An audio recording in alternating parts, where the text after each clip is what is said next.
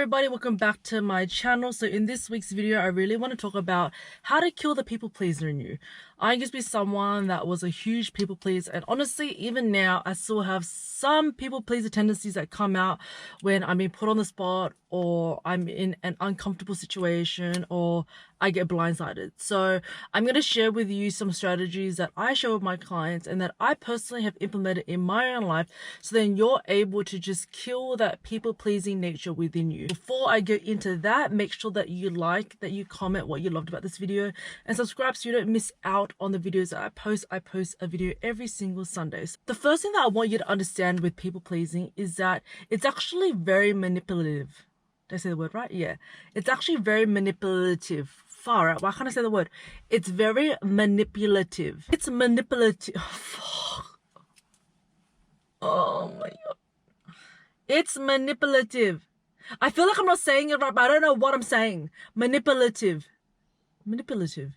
Why can't I say that word? Manipulation. I can say that. Manipulative. Bro. Manipulative. Manipulation. I can say that. Manipulative. There we go. That's not right. I know that's not right, but you know what I mean. It's manipulative because you're giving with the intention that they like you more, or that they value you more, or that they respect you more. People pleasing at the end of the day is not genuine and it's not intentional. And when you give with the expectation that they must like you more, or that they should give back, or that they should respect you more, or see your value, or see your worth, that is very toxic. You want to give to someone just for the intention of giving to someone, not with the expectation that you want something back, because nobody asks for you to give A, B, and C to them. But if you're people pleasing, you're expecting something back because you tried to appease them, but they never asked you to appease to them. Does that make sense?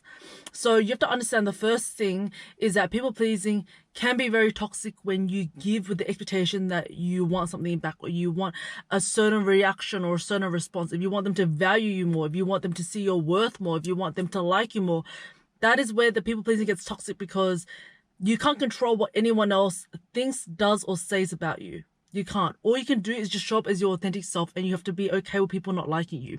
I don't like mangoes. I know a lot of people that love mangoes who get offended that I don't like mangoes. But I personally, I don't like mangoes, and I just started liking strawberries, but I hated strawberries before because there were too many seeds and I didn't like the seeds. So even with that, right, the mango wasn't trying to people please me. I just don't like mangoes. But there are other people that like mangoes. I personally don't like mangoes, but other people like mangoes. Same with strawberries. So it's the same shit. Give with the expectation to receive something back that's not genuine. And when you're giving with expectations, you're opening yourself up to resentment. You're opening yourself up to just an inauthentic connection, or an inauthentic exchange of stuff. Like whenever I gift something to someone, I do it as an offering. I don't do it almost like trying to keep score of like, okay, well, I showed up for this friend 3 times now and she hasn't shown up for me, so A, B, and C.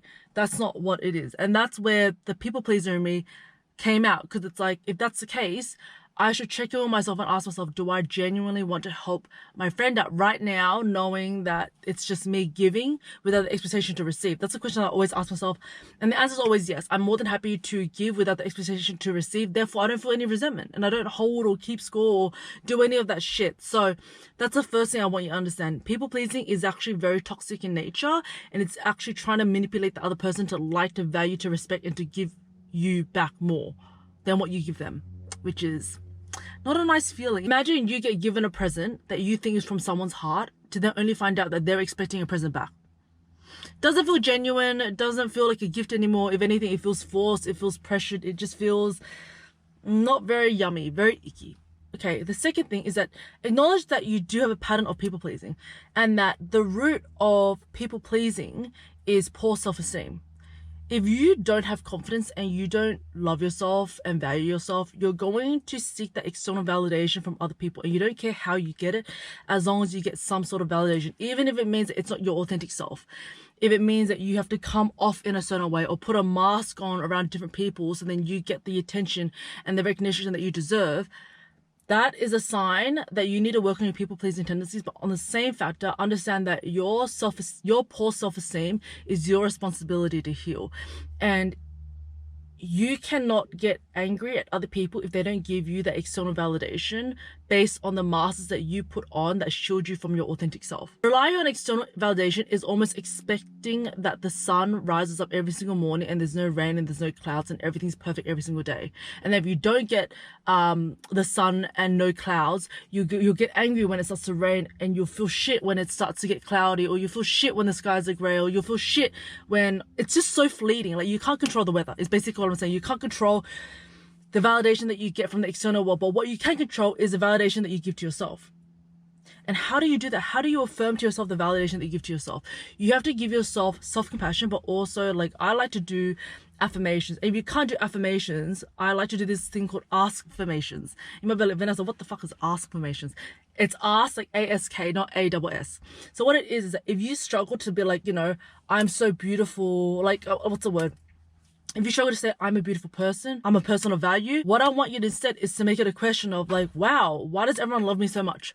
Why does everyone think I'm so beautiful? Why am I surrounded by such beautiful friends? If you find it hard to affirm to yourself, start by asking questions that are more open-ended, that are kind of like, yeah, of course. Yeah, of course, why not? Of course, why not? Because that's easier for your subconscious mind to accept, especially if you have poor self-esteem and you're just starting the work. Third point is that when you engage in people-pleasing and you put a mask on, you have to understand that you're sacrificing genuine connection and genuine substance. Why? Because you're essentially shielding your authentic self, and you're telling yourself, hey, in order to get external validation, I've got to put myself last. In order to get the love and the praise and the respect, I have to change who I am, put on a mask, put my authentic self away in order to appease other people to get the validation. And the thing is that the more that you get external validation, the more you confirm to yourself and the more evidence you get for your subconscious mind that it's actually unsafe to be your authentic self. And it's more safer and more guaranteed to get that validation from putting on that mask of what other people expect you to be, and like trying to control your self-perception. But you have to understand that you will end up attracting people that see you for your mask, but not who you are as a person.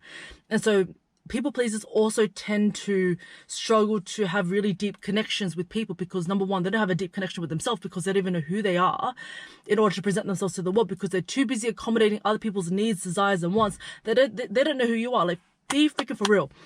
If you took away everyone from your life and you sat on an island by yourself, would you know what your needs and wants are emotionally, mentally, physically? Like, what would sustain you and fill your own cup? Would you know? If not, that's a red flag that you're a people pleaser and you put everyone else's needs and wants before yourself, and you put yourself last. That was a bit harsh, but it's true. Number 4 is that detach from other people's opinions of you. You can't control what people think or say about you. What you can control is how you protect yourself when you get met with criticism and judgment, because not everyone's gonna like you, not everyone's gonna love you, and that's okay. Imagine if you liked everyone that came into your life. You wouldn't feel that wouldn't feel authentic to you, because there's some people that you like, some people that you don't like, some people that you vibe with, some people that you don't vibe with. That's just human nature, and that's okay. You also have to understand that other people's opinions of you it's not personal to you. It's based on their lived experiences, their past, their childhood trauma, and their systematic beliefs. The moment you start to feel like you're getting personally attacked, understand that whatever words they're saying to you or they're thinking about you, it's actually not about you, but it almost gives you a clue into their internal world, what they're thinking about themselves or thinking about other people in their world. And what I've met is that someone who is very critical of themselves is very critical of others. My camera died, so hopefully I didn't lose much footage. But the last thing that I want to go into is it's okay to say no and set boundaries. It's okay to detach and create space from people who have hurt you, or people who you feel like they guilt you into saying yes when you really mean no. And I had this conversation with my client the other week, and she was like, I feel so guilty saying no because I work like 50-hour weeks and I have plans with my aunt or my sister, and they've been waiting 2-3 weeks to have this brunch with me, but I'm so tired, and I know that if I was to go, I would be doing it out of resentment and out of this appeasing nature within me, and I don't think I would be present.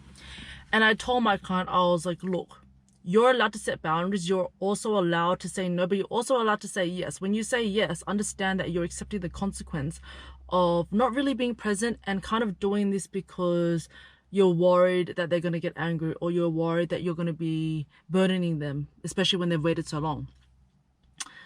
But I told her, at the end of the day, The people that love you will understand when you put boundaries. Like when you put yourself first, other people will respect and value and love you more, because they know that when you show up for them, you're showing up for them from a space of like, I'm here.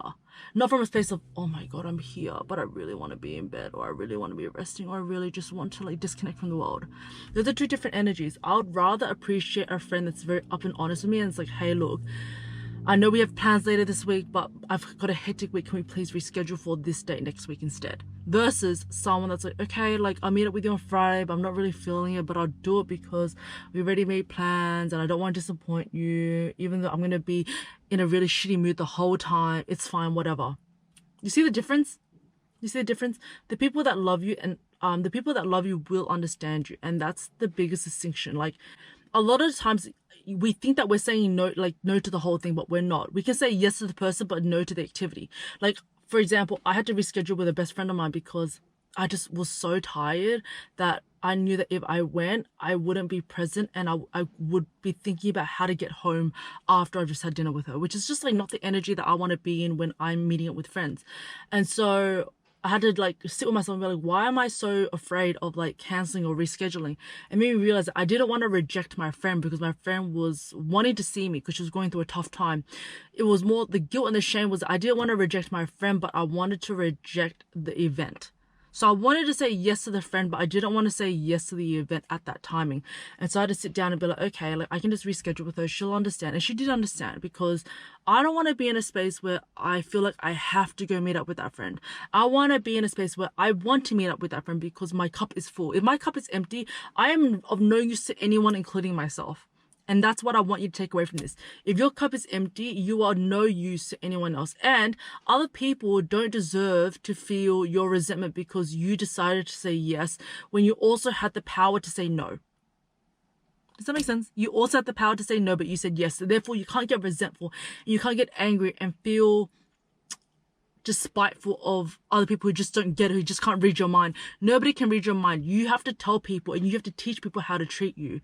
And if they're treating you in a way where they get offended or they get angry when you cancel or when you say no, they benefited from you saying yes all the time, that when you said no and you stopped being a doormat, they were like, wow, we can't use her anymore. Like she is of no use when she says no. She's only of use to me when she says yes. So that's just not a good friend to have. So just remember that.